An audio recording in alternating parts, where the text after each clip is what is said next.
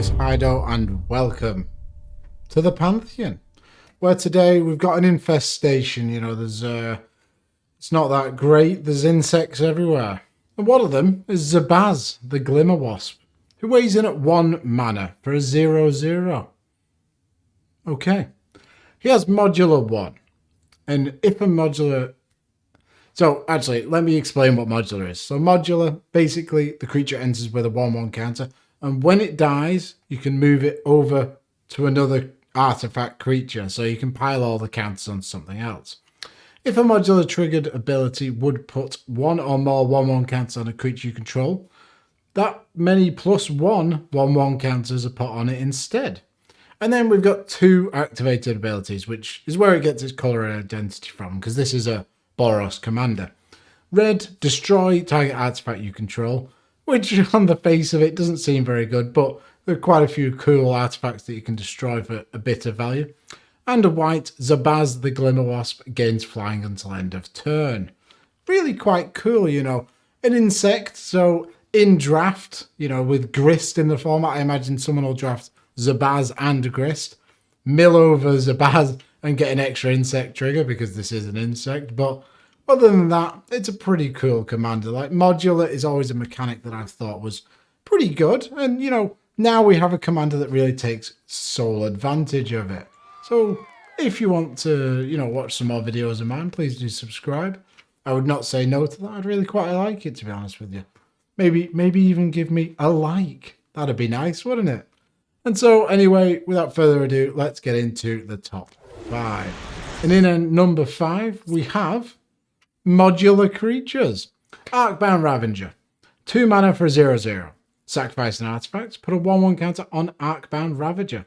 And then modular 1, so this enters a 1/1. And when it dies, you may put its 1/1 counter onto target artifact creature. Pretty good.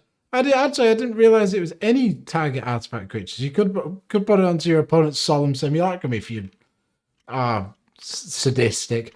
But we're going to have a lot of artifacts in this deck, and the ability to sacrifice them to just keep on putting on counters. Well, if we sacrifice 10, you know, this becomes a 10/10. We can sacrifice this to itself and put all of those counters on our commander and smash in for 11 commander damage. Well, actually 12, because it'll be an extra 1 counter from our commander's ability. Then here are another couple of modular creatures that you could play. Arcbound Reclaimer, 4 mana for a 0/0. Remove a 1/1 counter from Arcbound Reclaimer. Put target artifact card from your graveyard on top of your library. So this rebuys something, really powerful effect, being able to reuse something. And that's going to come up later in the list. And it's modular 2, so 4 mana 2/2, but those counters can be moved over to something else. Then Arcbound Shikari? Enter Shikari. 3 mana for a 0/0 with first strike, the Cat Soldier. When it enters the battlefield, put a 1/1 counter on each other artifact creature you control. So a nice little lord here, and it's modular 2, so it's a 3 mana 2/2 that buffs everything else. Really good, and when it dies, you can move the counters over. Finally, Arcbound Overseer, 8 mana for a 0/0, but it's actually modular 6, so 6/6. At the beginning of your upkeep, put a 1/1 counter on each creature with modular you control. So this, again, a nice little lord. Admittedly, it is 8 mana, so the 3 mana Arcbound Shikari, yes, it's only 1 use, but this is really good. I also love the artwork on this guy. Look at his face. It just looks so dopey. I just think it looks incredible. And then we've got a couple of others. Scrapyard Recombiner. 3 mana for a 0/0 with modular 2. Then tap it, sacrifice an artifact, search your library for a construct card, reveal it and put it into your hand and shuffle your library. There are quite a good amount of constructs in the deck, or indeed in Magic. You know, it's not just about this deck. So you can tutor up any of them just by sacrificing one of your little artifacts. Then Arcbound Crusher, 4 mana for a 0/0 modular 1 with trample. So a 1/1 with trample, 4 mana, not that great. But whenever another artifact enters the battlefield, put a 1/1 counter on the Crusher. So it can just keep growing and growing. And there is a couple of token synergies in the deck to go along with it, which we'll talk about later. Then Arcbound Slith. 2 mana for a 0/0 with modular 1. When it deals combat damage to a player, put a 1/1 counter on it. So this is a card we really want to get out early and then just start chipping away at damage so that we can keep building it, and then eventually sack it and put all the counters on our commander. Which brings me on to number 4. Throne of Geth. Proliferate. 2 mana, tap, sacrifice an artifact. Proliferate. Well, that means that for any number of permanents and players, that's the word, you can put an additional counter of any that they have. So all of our creatures that have 1/1 counters, we can buff them up every time with Throne of Geth, which is just fantastic and works excellently because we want to be sacrificing a lot of our artifacts. So if we're getting any sort of positive, yes, we can use our commander's ability, the red ability, to destroy an artifact, but with this we can proliferate just by sacrificing an artifact, so it's free. Then another couple of proliferate cards here. Khan's Bastion, land, so excellent to have a land that does something. It's like an extra spell in your deck. Taps for a colorless, and you can pay 4 and tap it, proliferate. Simple. Then Core Prowler, 4 mana for a 2/2 with Infect. Are we going to be killing people with Infect? Well, potentially. You know, if we get a lot of 1/1 counters on something with Modular, then sacrifice that. We can dump them all onto this guy, give him 8 counters, and then smash in for 10 Infect damage. It's very possible. And when it's put into your graveyard from the battlefield, proliferate. So if we sacrifice this or die, it dies. We can just proliferate everything else on the board. Then Sword of Truth and Justice, 3 mana for an equipment. Crit creature gets +2/+2 and has protection from white and blue. White, very important. A lot of good removal is white, so nobody can Swords to Plowshares the creature we put this on. And whenever a crit creature deals combat damage to a player, put a 1/1 counter on a creature you control, then proliferate. So another great proliferate card. It's just really cool. And we're going to be wanting to kill people with our commander, so suiting our little insect up with a bunch of swords can really work in our favour. Which brings me on to number 3. We've built up a ton of counters on one of our modular creatures. Well, what creature do we want to put them onto? Mindless Automaton is a wonderful choice. 4 mana for a 0/0. It ends the battlefield with 2 1/1 counters. Pay 1, discard a card, put a 1/1 counter on Mindless Automaton. So if you've got a bunch of extra cards, just start discarding them. Then remove 2 1/1 counters from Mindless Automaton. Draw a card. So if we've got 10 cards in this instantly draws us 5 cards and, well, it falls to pieces. But we can keep putting counters on it and keep drawing through our deck, and it's a great use of all those modular counters. To go along with this, here's a couple of other great counter cards. Walking Ballista, double X, for a 0/0. It enters with X 1/1 counters on it. You can pay 4 and put a 1/1 counter on it. Remove a 1/1 counter from Walking Ballista. It deals 1 damage to any target. So if we get massively up there in terms of counters, we can pile them all onto this and then kill one of our opponents. Just pew, pew, pew.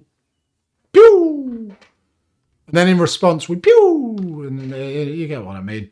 Then there's Hangback Walker, double X for a 0/0. Enters the battlefield with X 1/1 counters on it. When it dies, put a 1/1 colours Thought to Artifact creature token with flying onto the battlefield for each 1/1 counter on it.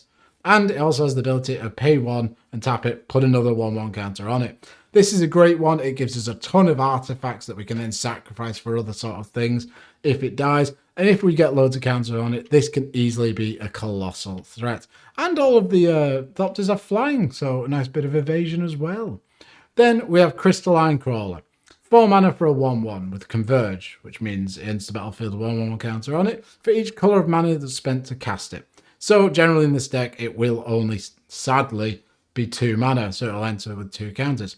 But we can put a bunch of counters onto it. Remove a 1/1 counter from Crystalline Collar, add 1 mana of any colour. And it also has tap, add a 1/1 counter onto it. So excellent bit of ramp that can really accelerate you into sort of the bigger plays in this deck. And that brings me on to number 2.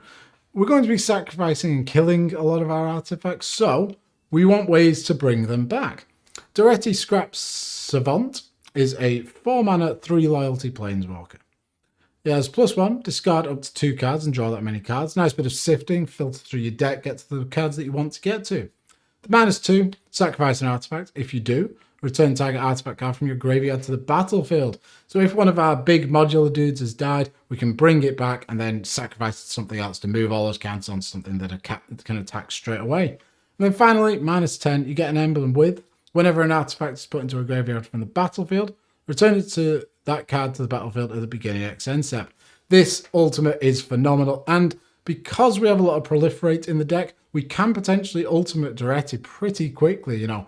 We can proliferate Planeswalkers to get them up in the loyalty and then finally -10 him. Really, really powerful, and then we can just keep sacrificing all of our things to put the counters all over the place and get them all back. Felden the Third Path is a card very similar to this. 3 mana for a 2/3. Pay 3 and tap it. Put a token onto the battlefield that's a copy of target creature card in your graveyard, except it's an artifact in addition to its other types. It gains haste, sacrifice it at the beginning of next end step. So if we don't have a sacrifice effect on the battlefield, we can just let it die at the end of turn. Because a lot of these sort of reanimation or token creation effects, they tend to exile the card at the end of the turn. But because it's sacrificed, we can get to move all those counters onto something else. Then Goblin Engineer can easily tutor up any artifact that we can bring back with Felden, because it's a 2 mana 1/2 that when it enters the battlefield, you may search your library for an artifact card, put it into your graveyard and shuffle your library. Then it also has the ability, pay a red and tap it, sacrifice an artifact, return target artifact card with converted mana cost 3 or less from your graveyard to the battlefield. So a lot of our good, the Shakira that we were talking about before is 3 CMC, and we can bring it back. And if our commander gets its way into the graveyard, we can also bring that back using Goblin Engineer. Then Gerard Weatherlight Hero is a 4 mana 3/3 with First Strike, and sadly it isn't an artifact. But when it dies, exile it and return to the battlefield all artifacts and creature cards from your graveyard that were put there from the battlefield this turn. This is excellent board wipe insurance. And if you find a way to sacrifice a creature, you can sacrifice all of your artifacts before him, sacrifice Gerard, bring all of your artifacts back, sacrifice them all again for massive amounts of value. Then we've got Scrap Trawler. 3 mana for a 3/2 construct. So that's a construct that can be tutored up with that Recombiner dude from earlier. Whenever it or another artifact you control is put into the graveyard from the battlefield, return to your hand, target artifact card in your graveyard with less converted mana cost. So this can chain really nicely, and we can get a lot of value from this, especially if we let our commander go to our graveyard. Then, here we go, it's Oskir, the Reconstructor. An arguably better commander, but it's not an insect, so it's actually a giant. But it's a 4/4 for 4 with Vigilance, and you can pay 1, sacrifice an artifact. Target creature you control gets +1/+1, +2/+0 until end of turn, so we can, target our commander with this and buff it up so we can get in with loads of flying damage. Then it has X and tap, exile an artifact card with mana value X from your graveyard, create 2 tokens that are copies of the exiled card. Activate this ability only as a sorcery.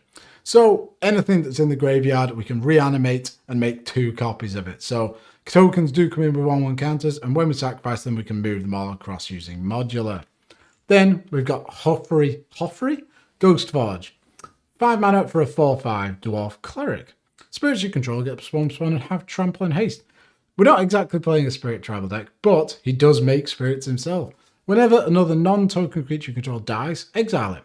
If you do, create a token that's a copy of that creature, except it's a spirit in addition to its other types. And it has, when this creature leaves the battlefield, return the exiled card to your graveyard.